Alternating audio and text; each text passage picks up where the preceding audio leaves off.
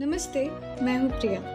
कुछ दिनों पहले मुझे एनडीए की एसएसबी इंटरव्यू के लिए मैसूर जाने का मौका मिला, जो कि पहली बार फीमेल कैंडिडेट्स के लिए हो रहा था। जिन्हें नहीं पता, NDA stands for national defence academy और एसएसबी यानी सर्विस सिलेक्शन बोर्ड। एनडीए ये दुनिया का पहला ट्राई सर्विस एकेडमी है, जहाँ आर्मी, नेवी और एयरफोर्स तीनों की सर्विस ट्रेनिंग एक साथ होती है before they go to their respective academy. So in coming few minutes, I'll take you to the beautiful city, the cultural capital of Karnataka, Mysuru, and my NDA examination journey. So, let's go.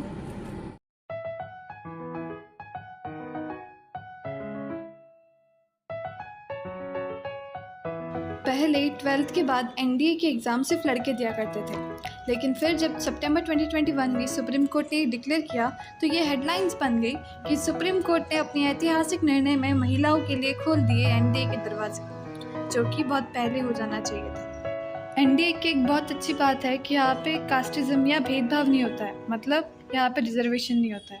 जो सही में हकदार होता है वो गर्व से NDA में जाता है।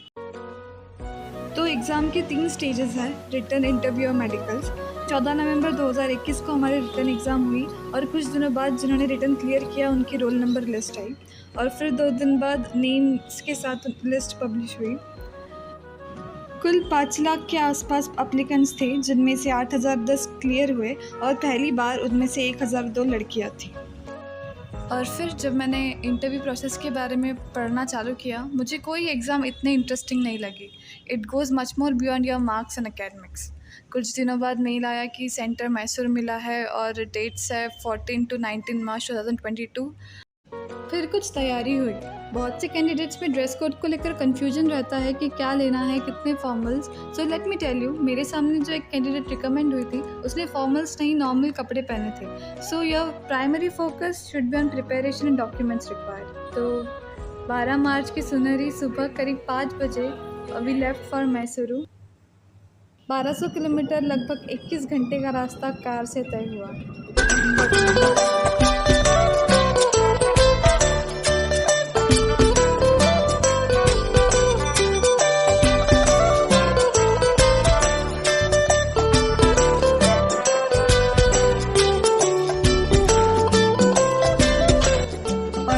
शाम, there we were, Mysuru everyone।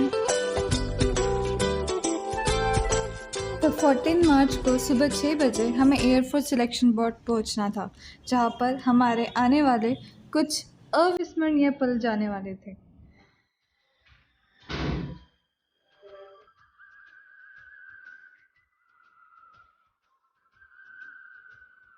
जब मैं वहाँ पहुँची तो ऐसे सब लाइन में अपनी बड़ी बैग के साथ खड़े हुए थे, इस आशा से कि 5 दिन यहाँ रहेंगे, क्योंकि पहले दिन एक स्क्रीनिंग टेस्ट होता है और जो उसे क्वालिफाई करता है वही 5 दिन रुक पाता है और बाकी जो भारत के अलग अलग कॉर्नर से आए हुए थे वो स्क्रीन आउट हो जाते हैं, यानी उन्हें वापस जाना पड़ता है। ये मैं हूँ।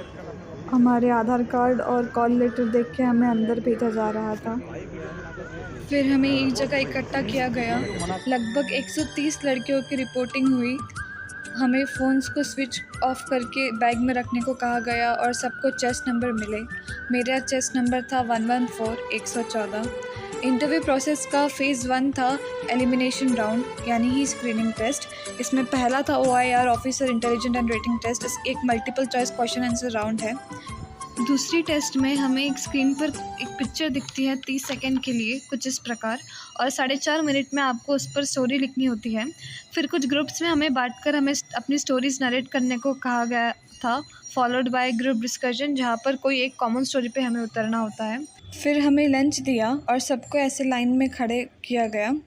थोड़ी देर में हाथ में एक कागज़ लेकर मैम आए और उन्होंने हमें एड्रेस करते हुए कहा कि dear candidates, if you don't make it today, आप शायद समझे कि there is something more perfect for you out there, कुछ और जो आपके लिए अच्छा हो, जो आपका इंतज़ार कर रहा है, या फिर से एनडीए दे या CDS, we will welcome you. अब मैं जिनके नाम लूँगी वो लाइन बनाकर यहाँ से सीधा जाएंगे। ऑल द बेस्ट कैंडिडेट्स कहते हुए उन्होंने चेस्ट नंबर कहना शुरू किया।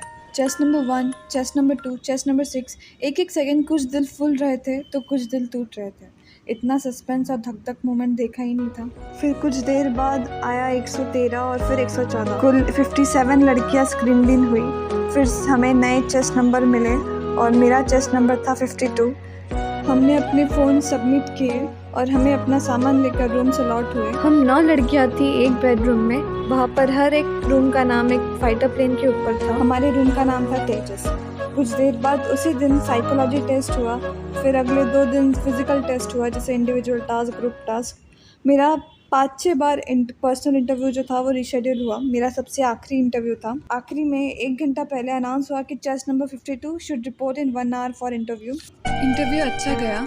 हमने वहाँ 5 दिनों में 3 इडियट्स देखे, कैरम, बैडमिंटन, बास्केटबॉल खेले। सबने अपनी अपनी जगह जहाँ से वो आए थे वहाँ की स्टोरीज़ बताई। Next day, that is on 5th day, हम कॉन्फ्रेंस के लिए तैयार हुए और 9-10 लोग वेटिंग रूम में बैठे थे।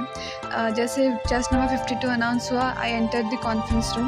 मैंने सोचा था कॉन्फ्रेंस में 5-6 लोग रहते हैं, बट सीन कुछ ऐसा था। 25 से 30 ऑफिसर्स थे। उनमें से जब एक ने कहा, हे प्रिया, कम एंड सिट हियर, मैं देखती रह गई।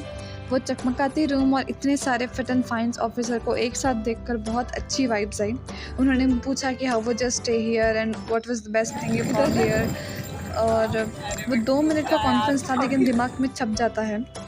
मैसूरी के बारे में कहा जाए तो लोग बहुत अच्छे हैं। हमारी कार कर्नाटका की नहीं है समझते ही वहाँ पर ऑटो वाले हमें रुक कर अलग अलग जगह सजेस्ट करते थे घूमने के लिए।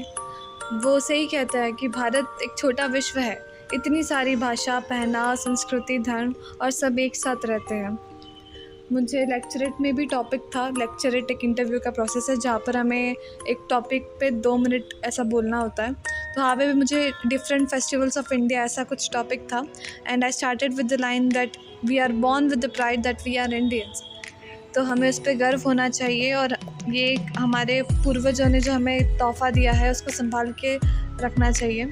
जो भी स्टूडेंट ये वीडियो देख रहा है, अगर आपके मन में कभी भी ऐसा कुछ हो कि एनडीए, आर्म्ड फोर्सेस, आर्मी या दिमाग के किसी कोने में कभी भी ऐसा लगा हो, तो आपको एनडीए या सीडीएस डेफिनेटली ट्राई करना चाहिए।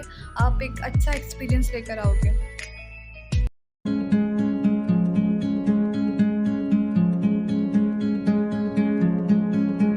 हम में से 6 लोग रिकमेंड हुए, but as we leave we have a bunch of beautiful memories together. As they have rightly said, SSB is a lifetime experience.